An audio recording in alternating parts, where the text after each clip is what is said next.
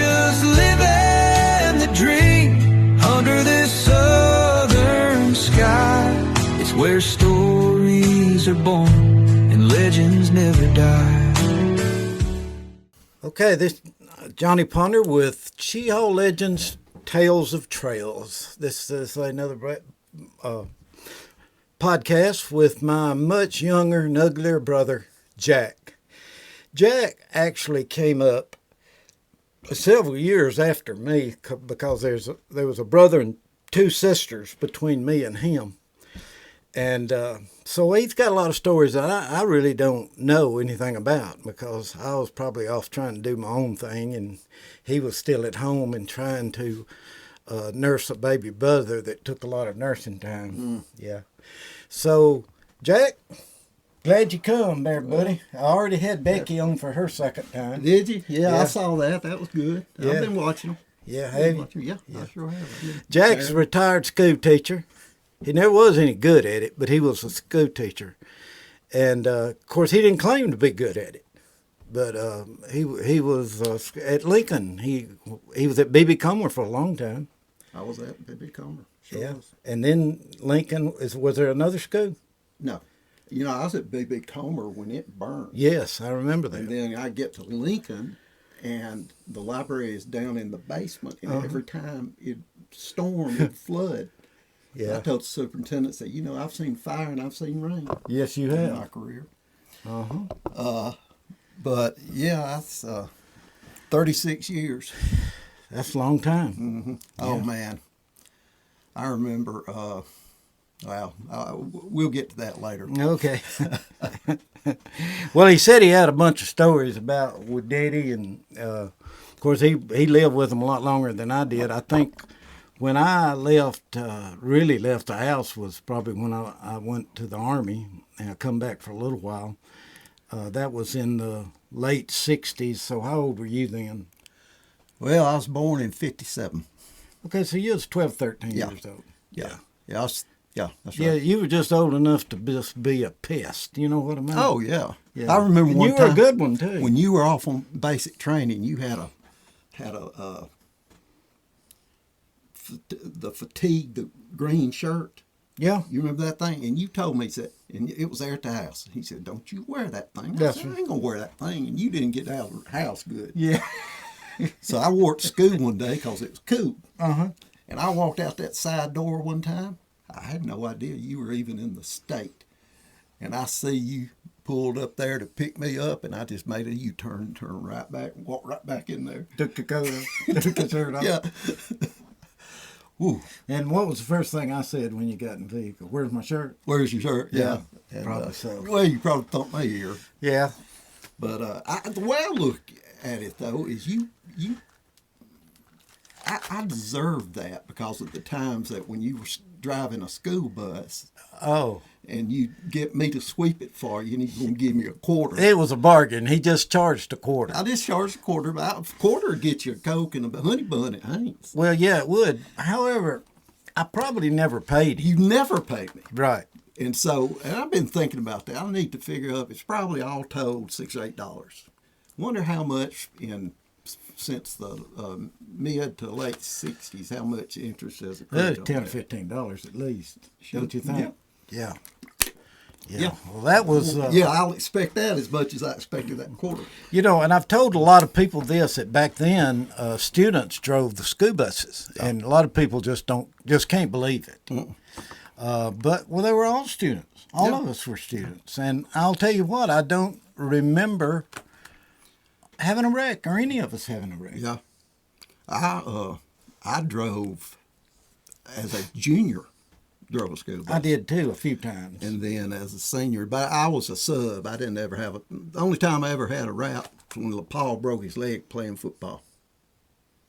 LaPaul Gooden Oh, broke okay. his leg playing football, and I got to drive like 8 months. Really? So when No, he broke week, I'm sorry, 8 weeks. So when he broke his leg, you said cha-ching. Cha-ching, buddy. That's right. I The could money use, was going to I pour could in. use that $37 a week. Yeah. What are you Was talking that about? much? Ours wasn't but $40 a month. Maybe it was just a month. I don't remember. Well, subbing would have been less than a regular driver. Great thing about LaPaul's route was it had 4 stops. Oh, I'd yeah. stop and pick up this little old girl, and then I'd pick up the Goodens in Goodenville, pick up all the Turners who also live in Goodenville, and pick up a set of twins there on Watts Road. Mm-hmm. I'd leave home on my route at 7:15. I had the shortest route in the county and the oldest bus, What number was it? 13. Okay. It was like a 59 model. Yeah, a little short bus. A little I short remember. thing, Yeah. Absolutely. But anyway, Anyway, yeah, of course you went to school. Mama was a teacher there. yeah. She was the whole time. We couldn't get by with nothing. Well, she went to the elementary. The greatest day of my life is when she got transferred to elementary. Did you ever say that? You know what? You know what aggravated me about the teachers? They blamed me for everything I did. Right. That's not fair. That is is it? not fair. And of course, Yeah. Mother would hear about it before I'd even Right. hear about Right. it. So anyway, Right. I think that's an Andrew quote. that is. I I get get blamed blamed for everything I do. Yeah, everything I do. Yeah. Well, we're talking about Carl, and a lot of, I'm sure some of you folks knew Daddy. But Daddy was a lot of fun. He had a great sense of humor. But I tell you what, he wouldn't do. If he'd make a little quilp, and I'd be the only one to catch it because everybody else running their mouths. Yeah, right. Wouldn't He listen. would never repeat it. You either got it then or you didn't get That's it. right. But He was bad about those. I remember one time he told me, he and Dr. Graves used to fish a lot. Yeah. They'd run a trot line and all that. And every spring they'd go to Lake Martin crappie fishing. Right. Or they would go to Lay Lake. Or Lay Lake. It may have been Lay Lake. Yeah, that's where they used to Okay. go. And Daddy said that, you remember when Daddy had to have his muffler fixed? Yeah. That little surgery he had that Becky talked about Right. last time. It wasn't that long after that. They were going fishing. So Daddy said they stopped at this little place and ate a breakfast every time they went, same little old place. Daddy said he's sitting there reading it. Daddy'd gone by and got the Daily Home. He's sitting there reading the Daily Home, waiting for the breakfast. And he put the paper down, took his glasses off, and Dr. Graves picked it up. So he said, "Carl, let me borrow your glasses. I got to where I can't see anything. It's been going on for months." So Daddy takes his glasses off or takes them out of his pocket and hands them to him. Daddy sat there. He said he gets to thinking. You operated on me, and you couldn't see. Just a few weeks Just within, and you said you've been losing your sight for months. He said, "Yeah, I can't see anything. Yeah, I couldn't see anything then." I said, "Well, he said, that explains." That explains some Be things. careful. He said, "Because I told people, I think you chopped them off with a garden hoe." Yeah. But yeah. And one time he went in to see him about something. Oh, they were going on they were going to set trot lines. Up at Lock 4. All right. So he went in there in his office, and Dad said when he walked by the waiting room, he looked, and there was a guy sitting there. Said he had a towel wrapped around his leg, and there was blood everywhere. So he stopped and asked the nurse, said, "Is Dr. Graves?" "Yeah, he's in his office. Go on in. He's looking for you." So Daddy went in his office, and he's in there tying hooks. Yeah. He did the same thing with me. Yeah, tying hooks. Yeah. So Wrapping around that. the nurse came in there and said, "Doctor, that guy's bleeding in there bad." And you know what Dr. Graves said? "Make sure he don't get none on the floor. We just had him finished." Yeah, he has to pay to have that done. That's it. Yeah. Oh, man. He called and left word at the Forest Service office that when I got off work to come by his office. So I went by there, and the waiting room was wall-to-wall people, and they were coughing and everything. And I went on by, and he said, "He's right in there waiting on you." So I went in there, and he was tying fish hooks. Yeah. He did it every time before he went fishing. Yeah. And he told me, he said, "Well, just meet me there in Lincoln." Said, "I'll run through these patients right quick, and I'll be on up there." I said, "Okay." So we went up there, but that was the way he That was was. a nut. I remember Daddy, I went with Daddy when Dr. Graves died and went to the funeral, and Daddy said, "Dr. Davis was the doctor. I think he delivered all y'all, and Dr. Graves delivered me and Tebow. And the problem with that is that now that's who we need to blame it on, Dr. Graves. Anyway, forgot what I was talking about. But I hate to tell you this, but that gets a lot worse. oh, I know. Yeah. But what I was going to ask you about is I talked to this guy the other day, and he asked. I was on the phone, asked me the Ponders. Said, "Are you kin to any of those Ponders out there on Bernie Station Road?" You know, that's a loaded question. Yes, it is. It is. Yeah. And I said, yeah. He said, well, how did that become Pumpkinville? Well, all of those Ponders out there, which was Harvey's bunch, Right. most of them, or Uncle Henry Tom's, Right. they never were somebody to grow pumpkins. But Grandpa, as you can see, he was known as the Pumpkin King of Talladega County. Well, of course he was. He did, and they all knew it, and so they just kind of nicknamed that place. That's what I Pumpkinville. told him. I said, I think it's got something to do with the fact that my grandpa. I told him this picture. Yeah. I said, I remember seeing a picture. Yeah, it said known as the Pumpkin King of Talladega. He's sitting on a big pile of pumpkins. Yeah. Yeah, I noticed you're trying to Yeah. become. I've been planting pumpkins. Been planting for a while. pumpkins. I mean, that, to me, a little short of the 3 G's. Yeah. Guineas, gourds, and goats. The next biggest thing that's got money to it is pumpkin. Well, cash crop. Yeah. Cash crop. That's right. Yeah. Yeah. So, there ain't nothing like the 3 G's. Oh no, I know it. Daddy loved that, too. Yeah. He really did. wanted to plant He's- them gourds. Oh yeah. Yeah. You know what he said? Never worked a gourd. Yeah. Daddy That's the told- reason I like them. Yeah. Well, I tell you what, I have a lot of memories. I tell you what, I was 4. I don't even remember how old I was when Daddy passed on. I might as well have been 10 years old. Yeah. Because I just felt so lost. But he was a good dad, and we went fishing Yeah. every Saturday in the spring. Down Just there at Curtis Gant. Down at Curtis Gant's, or at Uncle Granny's. Kaiser's. No, Granny's Oh, Uncle brother. Homer. Oh, yeah, down there at Yeah. which So is very close to the that, same yeah. place there, Uncle Otis. Yeah, Uncle Otis. Yeah, we'd be fishing, and his daughter Irene would come around in her boat fishing. She had 2 or 3 little weenie dogs in there, and I'll never forget. Daddy introduced first time I saw her, and Daddy introduced us, and she went home fishing. And Daddy turned to me and said, "They sent her home to die from cancer 20 years ago." Oh, really? She just said, "Nah, I'm gonna fish." Yeah. But yeah, we had some good times fishing and hunting, and I can remember. I tell people this every time the opening dove season. I'm reminded Daddy would. I don't know if you know this, but I got a little bit of retriever in me, Oh, yeah, yeah. and so we'd go dove hunting, and of course Daddy shoot dove, and I'd run out and get it. Oh, yeah. Then he'd give me a little doggy biscuit. Yeah. And but what I do remember about it that you just don't see this anymore. I think TV's ruined it, but there'd be a football game on. Mm-hmm.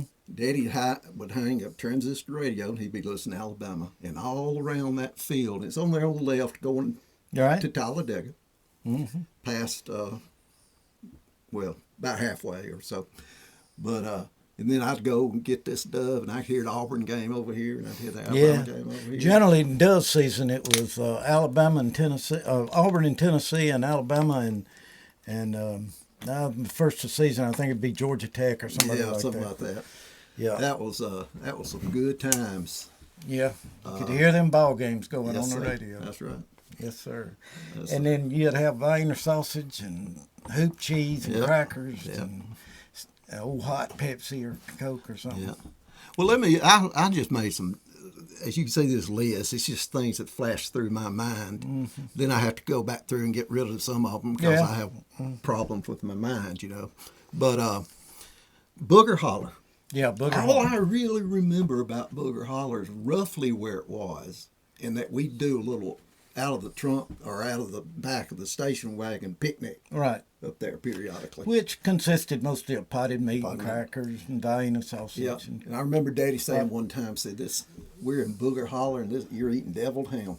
Yeah. It spooked me out when I was a kid. Well, Booger Holler was a little branch. It come into Mump Creek, up above where Mump Creek ran into Talladega Creek, there at Waldo at the syrup making place. Right. And we used to turn and go up that road like you go now to go to Mump Creek and just stay straight where it turned up the hill to the dam on Mump Creek. And up that holler went all the way and come out on the Union T Road over Cemetery Mountain.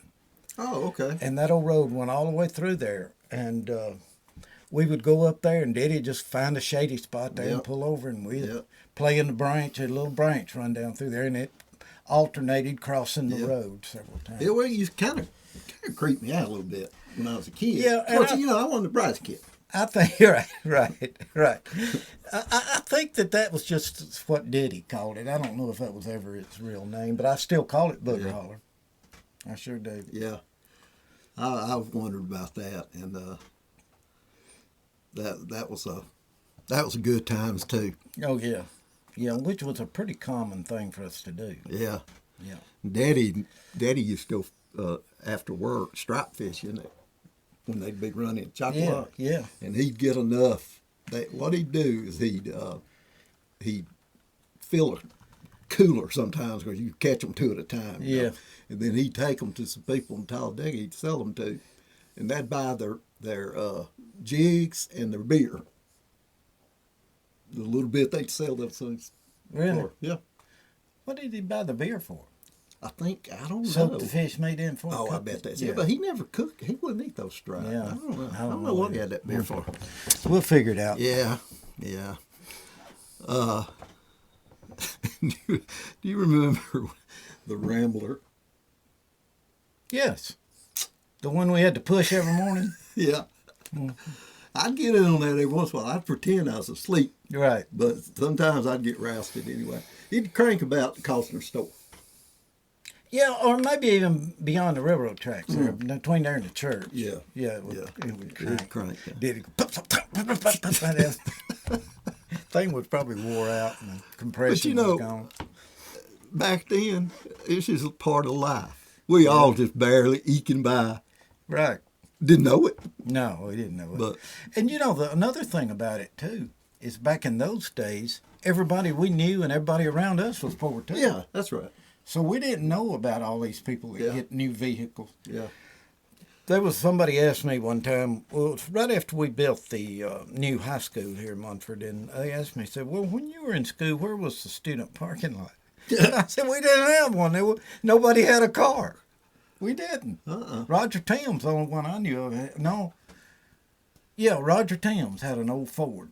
By the time I came along and had something to drive, which I didn't for the longest, it's there in the football field parking lot, and there were about 20 cars in it. Yeah. And they were rags. Yes. You go some of them trucks have a gun in the gun. Oh, rack. yeah. I'd meet with Tommy Price. We'd leave from school to go squirrel hunting. Oh, yeah. We'd each have a gun. Didn't think anything about it.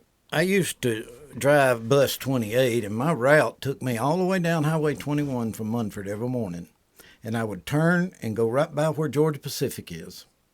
Go around, and when I got up on top of the hill where that other little wood yard is, there was an old house sitting there, and there's a bunch of mowers lived there. And they were mostly girls. There was one boy, his name was Joe. Well, I pulled up there to get them, and all the girls come out there and got on the bus, and I said, well, where's old Joe at? Said, he's squirrel hunting. I said, that's right, season come in today. Yeah, he's up there squirrel hunting. Said, he wanted you to pick him up at the railroad track. So I pulled around over there, and I had a little dirt road that I went up and crossed that railroad track that runs through that Honda car yard now, where they load those on those cars. Yeah. And I'd cross that railroad. Well, old Joe would be sitting there waiting on me with his shotgun, 2 or 3 old squirrels, And I told him, he flagged the railroad. That's back when they had to get out and flag the railroad. Yeah, absolutely. He flagged the railroad for me, and I went across and stopped, and I told Joe, I said, what are you going to do with them squirrels? He said, Mama going to come pick them up. And he could start getting on the bus. And I said, Joe, You ain't getting on the, go back and back that bus to that gun. Said, you put it in the shells right up under the dash of that bus right there. And don't you go back there with it. And he put it up on there and put his 2 or 3 old shells he had left. And that gun would stay in that bus all day at the school. And you know, it never got out of there and shot anybody or did anything. They do. I got a 22. I left it out in my building. That thing stayed out there for months before I remembered it's out there. Never did go shoot nobody? Never shot Well, shot anybody. Isn't that something? Yeah. Makes you wonder if there's not a human element in the shooting. You know, I believe there is. Well, Okay, some people don't believe it. let's get back on the All right. list over there. All right. Some of these I better not. But let's see. Well, let me can I tell them something about you? Well, I was hoping that wouldn't come up, you know, because I want you to know that this is going to be heavily edited. Well, that's fine. Okay. Well, you weren't you were a cast member. It was kind of an ensemble group of people. Oh, yeah, okay. All right. Back at when did the Beatles first come to America? What year was that roughly? 62 or 3. All right. And you and Butch. Now, also about that time, do you remember the program that would come on TV every Saturday afternoon called The Unknown? And it'd be a horror movie. Yeah, it was like a Twilight Zone. Yeah. Oh man, the ants, the guy that shrunk down and lived in a matchbox, and he had to kill a spider with. I mean, just teenagers from outer space. Yeah, all that stuff. Well, the big ants, giant ants. Yeah. Uh-huh.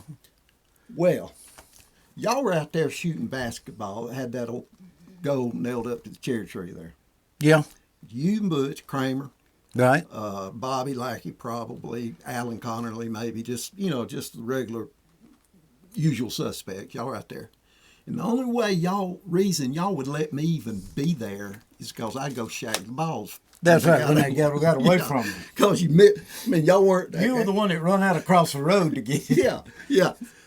So, but as I'm listening to y'all talk, you're talking about the Beatles coming to America, and it's the biggest thing to hit the shores in years. That's right. Shea Stadium. So, my mind, I'm thinking, the biggest thing, Beatles, they're going to be coming. And I used to think, man, y'all are so brave. Y'all out there shooting ball, having a good time, talking about the Beatles. Yeah. I lost sleep over that. I lost sleep over it. You were easily scared, and I was. Well, keep in mind, all you hoodlums above me, and you beat the snot out of me every time I turn around and stuff like that. So, yeah, that's a little. Yeah, you know that ain't right. But we were sitting at the dinner table, and I was sitting on that long bench down one side. Of course, I was young, so I had to sit on the bench for the rest of the heathens. But and then when y'all started talking about it's going to be on TV, it's going to be on Ed Sullivan or something, that's when it clicked with me. Yeah. that. Do you remember when Butch bought that Beatles wig? I had forgotten that. Oh, man. That didn't look anything like a Beatles, what their hair was. It was just, it looked like more like something Don King would have had. Yeah. It looked like some on the side of the road, actually. Yeah. It looked like. Yeah. Oh, mercy. Let's see. Talk about Daddy would sit out in the backyard, and Mother and Seal Powers would walk. Yeah. And every time they'd walk by, they'd take a piece of gravel and put it in the mailbox, because they get to talk and forget how many laps. They're supposed to 4 or 3 laps was a mile, and they'd walk 2 miles. They'd come by and put a piece of gravel in there, and after it got up 2 or 3 of them, Daddy would go out there and start taking them. And they'd come back, put one in, he'd go out there and get it. And they walked. I can't believe Eddie would have done anything like that. One of the best things, though, was when the Parsons lived right there where Snake. Yeah, Eddie. Eddie Parsons. And he always put a a big garden then. Yes. And Kim, she was probably about 7 or 8 at the Right. time, a little kid, his daughter. And she begged him, please plant some watermelons. So he planted some watermelons out there. So Daddy said every time Kim got out in the yard, she'd run out there and look to see if there's a watermelon yet. See if there's a watermelon. I know where this is going. So one time he catches them, gone to church. He goes up to the curb market. It used to be right there by where the Clinic. is now. Yeah. Got a watermelon. Came over there, snapped a leaf off, stuck a toothpick in the end of it. But I mean, it looked like grown there. So, and then Daddy sits out in the yard waiting for him to get home from church. And they pulled up, and of all times, Brother Hicks and his wife had come home to eat with them. So, as soon as Kim's feet hit the ground, she takes off to check the watermelon. And Daddy's sitting there watching. And she's, Daddy, Daddy goes out there. And Eddie's sitting there going, scratching his head. Yeah. So Daddy, of course, Daddy didn't say a word. And so later that day, he came over and brought Daddy some early peas or, some squash and stuff like that. And he said, Mr. Wonder, have you seen anybody in my garden? And Daddy said, no, has somebody been taking stuff out of your garden? He said, no, somebody been putting stuff in my garden. Daddy. He couldn't hold it. Yeah, he couldn't hold it. Oh, that was funny. That's why. Next time I see Kim, I'm gonna ask her. Yeah, she'll remember it. I guarantee she'll remember it. When Daddy was, this is a funny thing. Now, keep in mind, by the time I came along, our parents had kind of given up. You know what I'm saying? Yeah. Daddy had mellowed out a good bit. He knew nothing he did because, all he do is look at you and realize nothing he did as far as discipline. Right. helped Ever anything did at any all. good? Right. So I skated a little bit. They both skated a lot. But when Daddy was toward the end and I was helping him out of his chair into the bed or out of the bed into a wheelchair or whatever, got up close, he's just kind of looking at me kind of pensively, and he says, I was too hard on you boys. I almost dropped him. Did you? I almost dropped him. Yeah. And, he said that whooped us too much. And I said, well, Daddy, you didn't whoop me near as much as I needed it. Yeah, that's right. And if you'll call it even, I'll call it even. You remember the time we were coming home? I think we were coming home from Texas. And we stopped at this service station. There's kids in the car, and Daddy gets out in his Bermuda shorts. One of them says, golly. Another one said, look at him. That became what we talked about for years after that. Yeah, Golly. that's good. Oh, mercy. I remember going, I bet you probably did this on this creek, put in limb lines. We used to do them on Talladega Yeah, Creek. that's where. Yeah, down the penitentiary bottoms. That's where they used to be an old school bus down there. Okay. And we would actually put our sleeping bags and sleep in that old school bus and have a fire out there. Oh, okay. Yeah, and we'd go yeah. put out we'd go catch them little brim out of Rogers Pond, Yep. about that big, and we used them for bait. I remember doing it one time, and that little pond there at the dairy out there on Curry Station Road has that big old shallow lake out there. We'd go out there. Tony Haynes' place. Yeah, we'd go out there and catch little fish there for that. And the only time I remember actually going limb lining, it seems like we were down the creek from the bridge there on Bernie Station. And we they're Yeah. just up there above where Yeah. Grandpa's was. yeah. Yeah. And Good hell, that wasn't a real good place to put them out. you put them in flowing. Yeah, pretty you wanted the flow- water about 2 foot deep and had some current. some to it. current to it. I do And that remember was that. when you put your bait in there, it would come up to the top of the water down there and just kind of do Yeah. that because the blues and the channels were kind of top feeders anyway. Oh, okay. All right.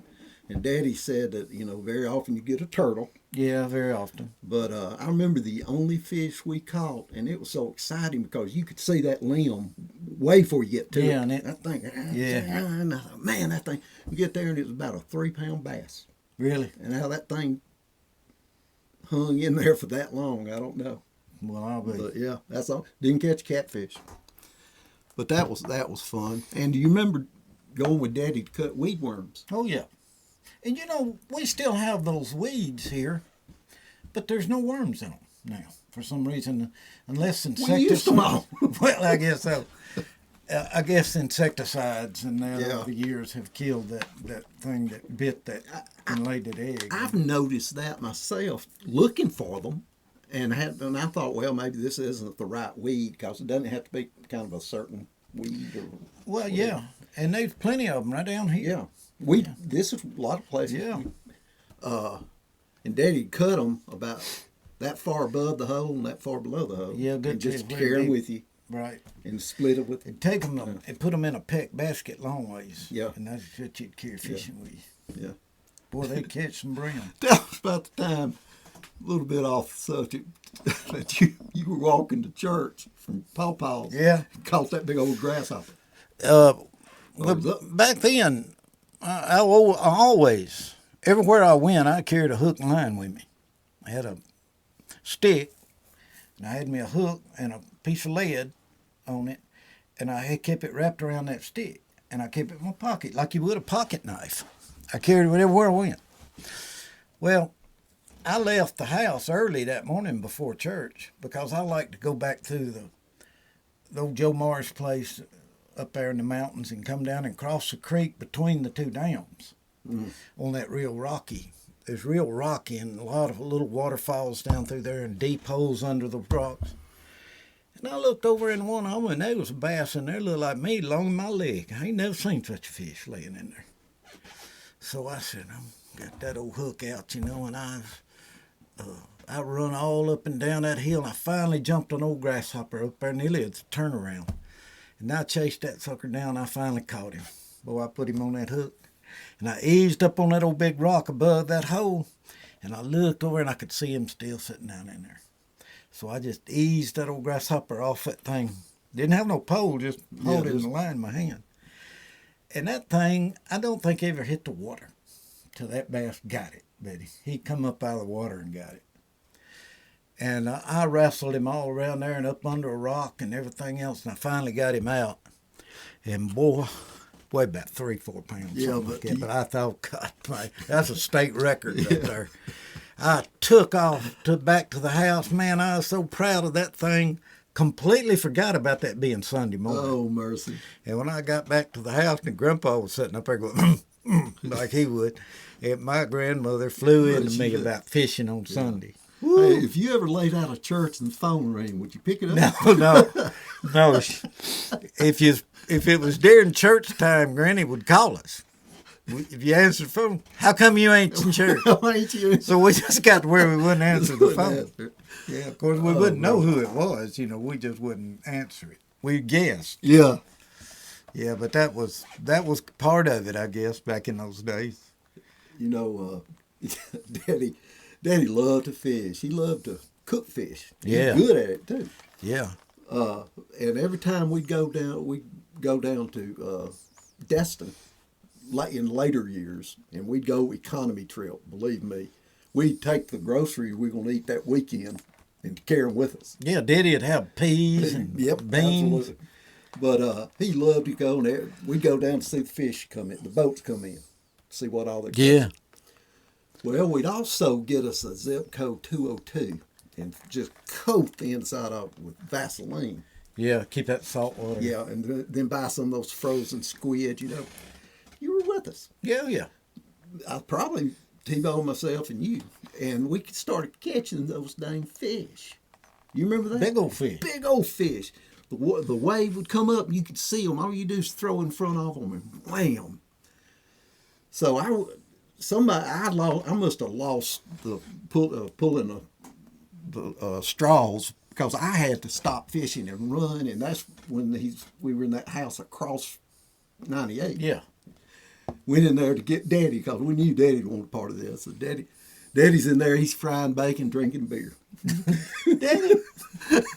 And I told when Daddy tell this story, I told Daddy, and Daddy said, when I heard him say that, he said, I turned all that bacon. So we go out there, and we ended up filling a cooler. Yeah, full big of old them. fish. Big old fish. So didn't know what they were. So we take them up to Mr. Woodall, who's the manager of the motel for years. Ben Woodall. Ben Woodall. And he said, they look like hardtail, which is a trash fish. But that was the biggest hardtail I ever saw.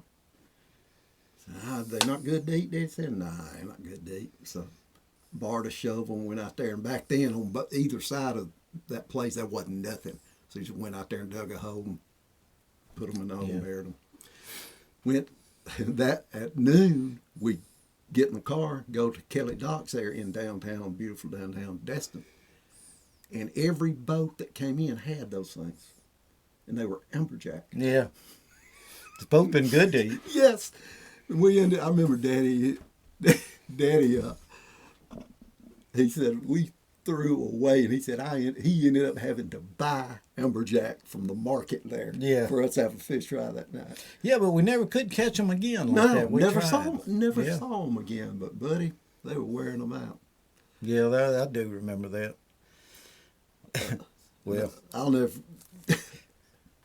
forget, we was going down. You know, when you're going down 231 toward 98 in northern Florida, there's that big old farm we went by. You remember that big commercial farm? Yep.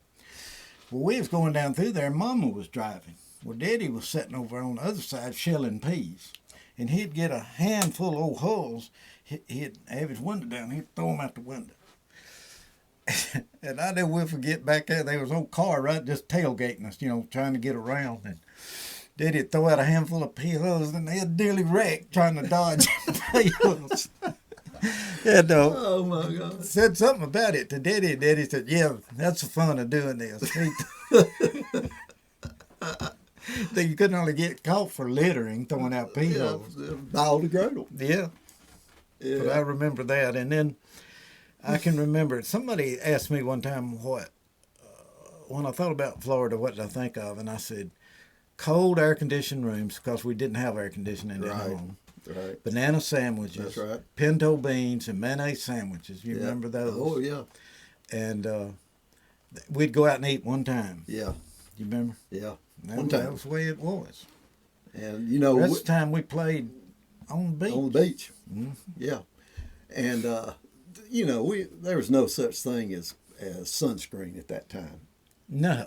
And, for example, and because of that, right now, my head is so scarred up. Yeah. And I'm going tomorrow to the doctor, and he can pull it. I hadn't known that guy 5 minutes. He pulled a knife on me first time I ever went there.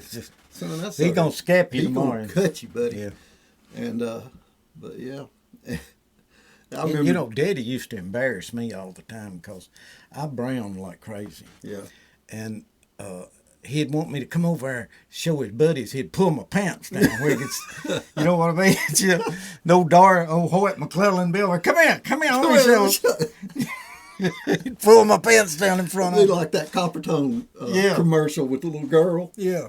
Oh, mercy, that's we used to go to that swimming pool in Talladega every day. Daddy'd buy a season ticket. Wow. We'd go every day. It was $10 for a season ticket. Dang. And he'd buy me and Butch, and I guess if any of y'all were old enough. I don't remember. I was just 4. Well, when we left Talladega. Yeah, so you're pretty young. Yeah. You don't remember the time that Kent and Butch first got their glasses, and we'd on South. Y'all talked about it, yeah. Yeah, we'd offer to pay them a nickel to get them watch up and go up down the stairs. Oh, that ain't right. Well, Daddy, we'd be going down through there, and when you get south of Montgomery, and there'd be a guy on the side of the road, watermelon, $1.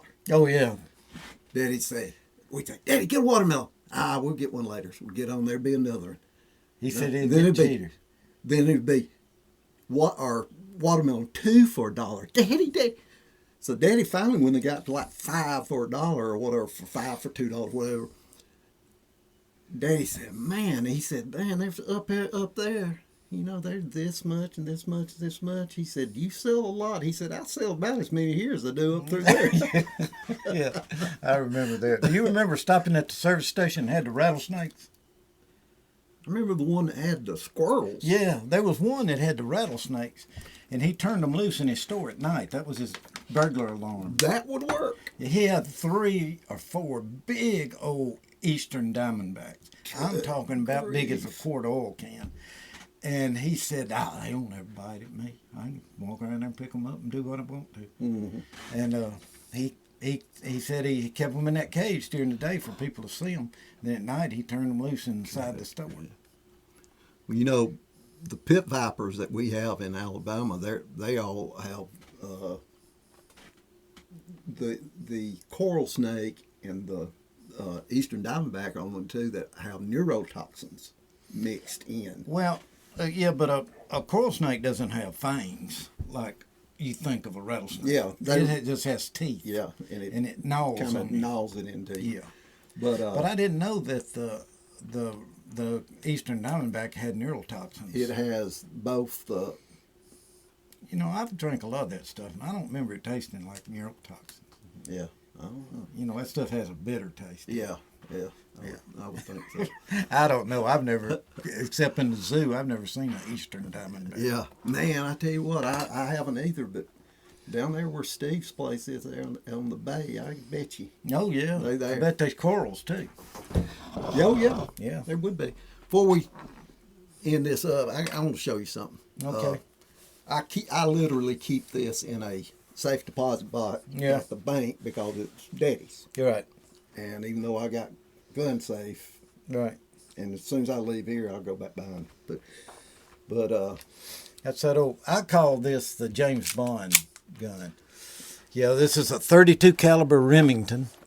What was the model? I forgot the 51. model. Model 51, .32 caliber. And the guy that it reminds me of those guns James Bond used to carry. His was a Walter PPK. Yeah, which is what Steve Dean at this company right here. Right, they make parts for that. Yeah, but I remember that gun very well. Yep, and it was advertised as the self-aiming gun. Basically, you shoot it, and it's so easy to shoot that. And Daddy could shoot with that thing, man. He could shoot. I remember he was fishing with some guy one time, and snake rolled up there on the bank. Daddy pulled that pistol out and shot that thing. And just curled it up. And that man said, "Man, that's it." And then later on, that guy said, "Hey, Carl, there's another snake." Daddy looked up there. Yeah, I see it. He wasn't gonna mess. No, he wasn't gonna mess that record. No, but these things were built by a guy named Peterson who worked for Browning Company, and it's got like triple safeties because it's got this little squeeze safety here, and it's supposed to be really safe. And they were trying to get they made it in a 32 and a 380, and they were trying to get it. And they could make it up to a 45. So, but then they tried to get trying to get police to start buying these things. And they were in the running. But as it turned out, it was too expensive, and they only sold them for about 4 or 5 years. And they made them up, the company made them up to 1927, and then other people got parts, and they were some made up to 34. I looked serial number on this one, and it was made in 23. Really, and shoots just like it always did. But General Patton, you know, he's known for the big pearl handles, but that was his concealed carry. Yeah. He had a bunch of concealed carry, but that was one of his favorites. His was a 380. Right. This is 32. So I did some research on that thing, just wondering what that thing's worth, you know.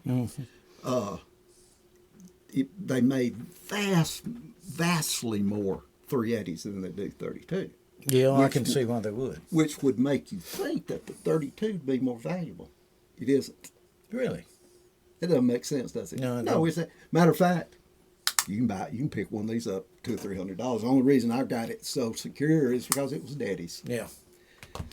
I remember, did I tell you about the time Becky called me and said, you know, I got Daddy's old gun? Yeah. I said, you do? Yeah. And said, it's a Colt. I said, Becky, that wasn't Daddy's old gun. No, it was a Remington. He would come over to my house, and I had that thing. And he'd sit there. He didn't come see me or the kids. He'd sit there and look at that gun, pet it, look at it. Yeah. So finally, I told him, I said, look, Daddy, I don't want to stop you from coming over here to see me, but I'm just going to give you that gun, and that'd keep you from having to come over here all the time. Save you some gas money. Yeah, you quit coming. Yeah, So yeah. see the kids. From That's that point right. on. Yeah. Well, you know what's funny about this is when Daddy worked at in Cherokee County. Yeah. And there were times, it was before he actually moved there. All He right. was still commuting. And I just happened to be coming home from work and look over there. Daddy's car's there. And I said, oh, well, he's home. It was on a Thursday. I said, hey, he's already home. I'm going to go in there and see him. So I turned around my driveway there. That's when I lived on Jennifer Road, and came back. Walked in there, and Daddy's cleaning the gun. I said, well, see, you cleaning your pistol? He said, yeah, I'm going to sell it to the guard at the plant. And I went, what? I'm going to sell it to God. I said, Daddy. Yeah, he was like that. Yes. I said, Dad, what are you going to sell? He said, I told him I'd take $50 for it. I said, can I buy it for $50? He said, you can have it. I said, no, I want to buy it. Mm-hmm. So bosses would only one in town that'd still take a check from me. So I went up there and cashed the check. He wasn't real smart. No, he did. Well, he quit eventually. Yeah. But I went back there, and I often wonder what if I had just gone on home. Yeah. That thing would have been gone, and we'd have And had our feelings hurt. When I gave him that pistol that time, about 2 or 3 weeks later, he was working up there then. He come home and gave me a dang 12 gauge automatic, 1100. It wasn't a 3-inch manual, it was just 2 3/4 inch. And I took that thing. He had bought it from somebody there at work for $100. Yeah.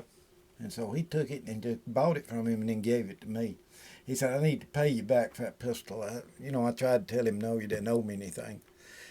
But anyway, he gave me that gun, and I ordered, Remington had come out with a special turkey special barrel.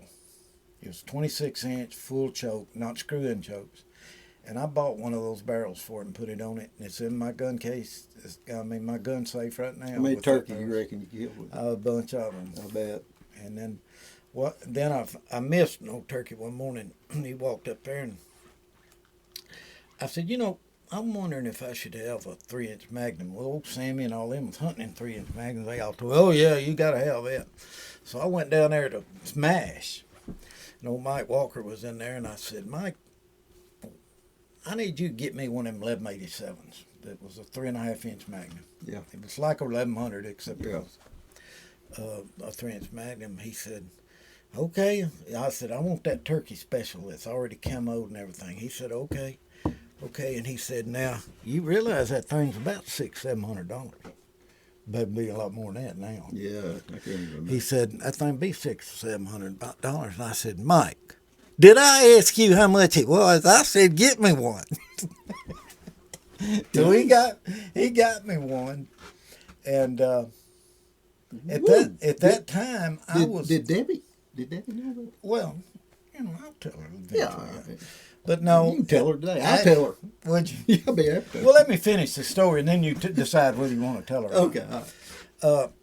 I was doing some work for Mike at that time. I was cruising some timber for him, and he okay. was fixing to sell it. And so I went back, and I told him I'd finished, and I gave him the cruise on it, and he said, well, your gun come in.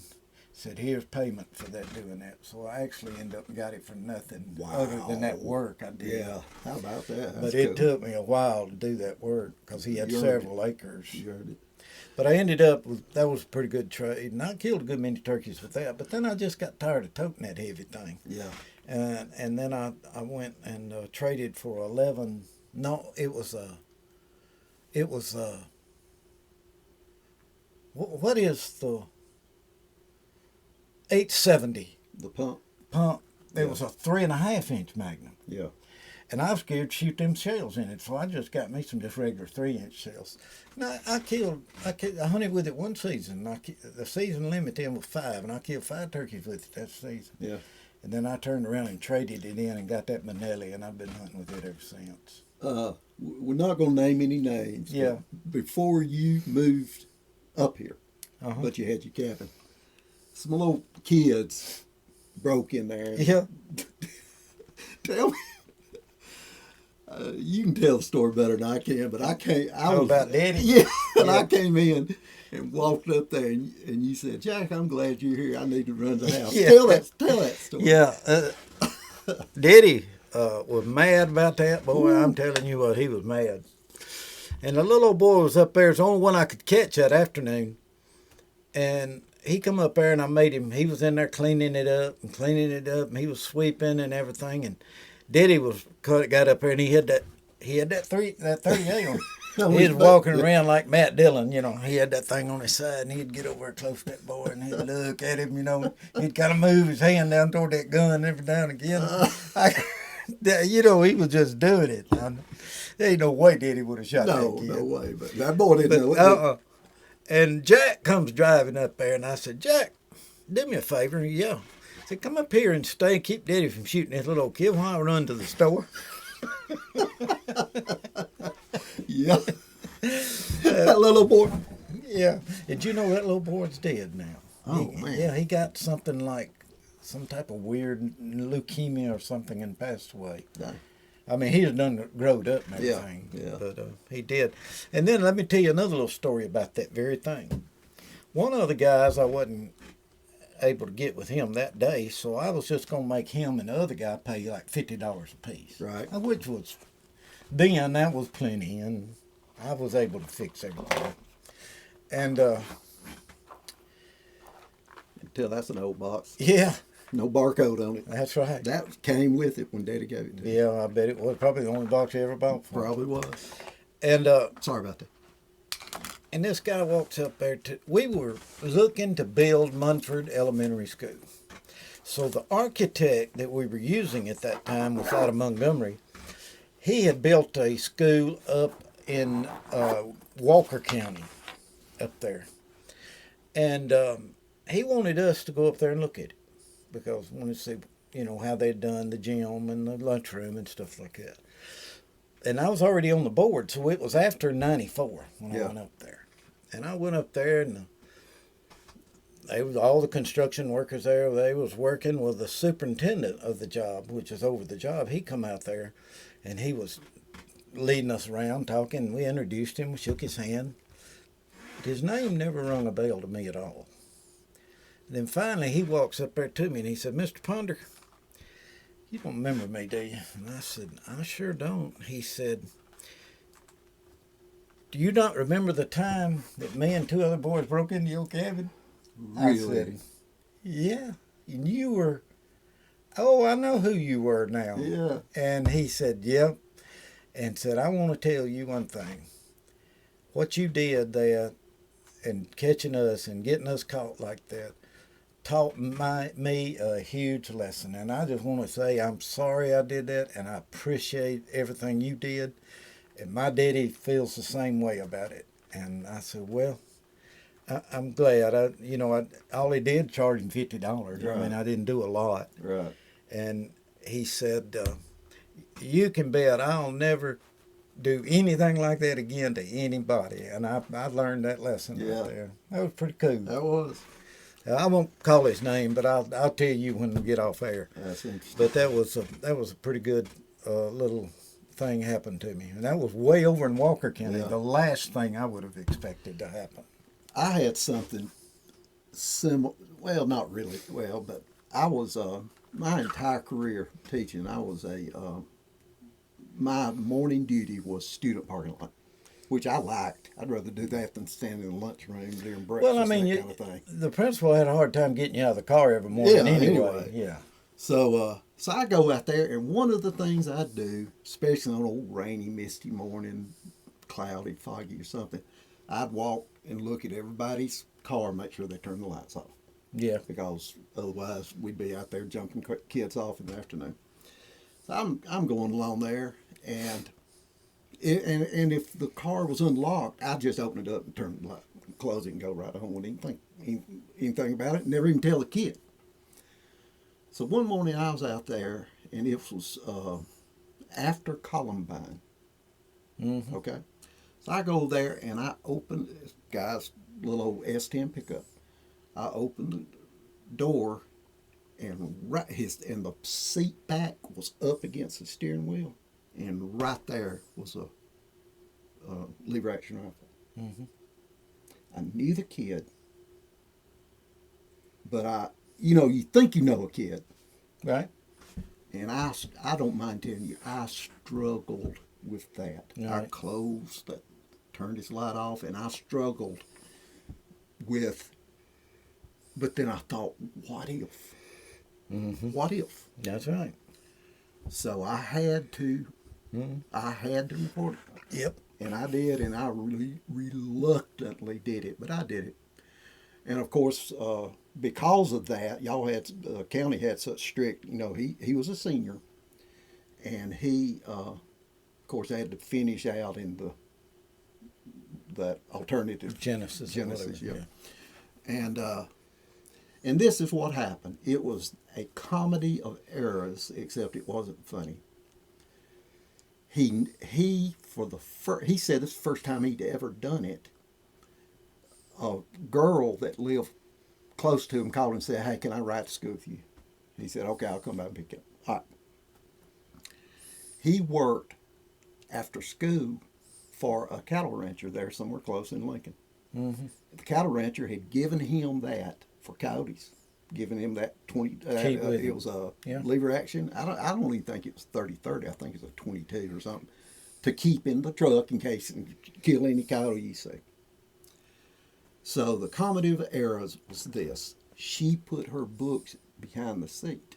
He gets out, closes the door. She gets out, pulls the seat back, gets her books, closes the door. He left his lights on for the first thing. He never never gave this girl a ride ever until that day. Yeah. And by the way, he takes the gun out at home and forgot to the day before. Boom, boom, boom. Mm. And of course, his parents they weren't happy with me. I think, they weren't happy with me. No, they wouldn't be. It's your I fault. even had fellow teachers saying, "Man, you knew that." But I said, "Yeah, I knew that, but I also know that there was a rifle in an unlocked truck in the parking lot. Well, I guess you can't unring a bell. Yeah. You can't unsee that." I guess what you could have done, of course, you would have just prolonged the problem if it was going to happen, is just got the gun. Yeah. Carried it with you, wrapped it up in something, Yeah. put it. But anyway, I could do it. But you know what? Here's the thing. Years later, so when I was working with the Honda pre-employment, Mm-hmm. that boy's daddy was there and recognized me and came to me, and he could not have been more cordial to me. Yeah. And he told Sometimes me it takes a little time. Yeah. And he told me, he said, I hope, he said, I was upset, but looking on it now, you did the only thing you could do. Yeah. And then he told me what his son had gone on to be very successful in his life. But that was kind of relief to me, because I still hate that had happened. We had a kid down around Fayetteville or somewhere, I forgot where it was, that was getting into turkey hunting. And he largely liked turkey hunting. Well, it's right around that time that I was getting ready for the Jakes event. Well, he had got this new gun. And I can understand perfectly what happened. He had that thing in his truck, and he just had to show it to his buddies. Oh, yeah. All right. Well, not only was the kid a senior and fixing to graduate in just a few weeks, he was also being awarded a baseball scholarship to Troy, I think. Oh, my gosh. So we worked it out a deal with him where he could graduate without walking, and it wouldn't hurt his scholarship. You know what I'm talking Right. about. And everything like that. And after it was all over, he was disappointed. He wanted to walk, and I Right. can understand that Right. too. After it was all over and his parents were there, and of course they were mad at us, Yeah. because after the intent was given to him, he had a chance to contest it and go before us. Mm-hmm. So he did. I walked over to him and I said, "Hey, before you go home, meet me out in the parking lot, out there out back." He said, "Okay." So when I left and went out, he followed me out there, and I opened up the back of the truck, and I got him mask, gloves. Yeah. I gave him all kind of turkey stuff, turkey collars and all that kind of stuff, and put them in a bag. And I said, "Good luck at spring. Yeah. Yeah, just leave that gun at home." Yeah. Yeah. Oh, But that's where it goes. Okay, I guess that'll be about enough for us. We've told enough lies. Yeah. And some of them had a smidgen of truth in them, didn't they? Not That's many going on of mine stretch. didn't. If there are fact All right. checkers out there, we're in trouble. Okay, now you just keep on making your list, and if you want, and we'll go do another one. All right, we'll do All another right, one. now, I'm shooting another one tomorrow. Who you shooting with tomorrow? Oh, Eddie Reese. You remember Eddie the Rock Reese with TV24? Oh, He yeah, used to do yeah. a show. Yeah. He's Eddie going. the Rock. Yeah, Oh, Eddie the good. Rock. That'll be He's fun. he's a hoot too. Okay, well, appreciate you watching, and we will be back. Let's see, this one will probably be posted this weekend, and we'll be back for another one the next weekend. All right, appreciate you watching. To Munford, our home, and all its glory on display, and to the Cheaha legends that'll never fade away.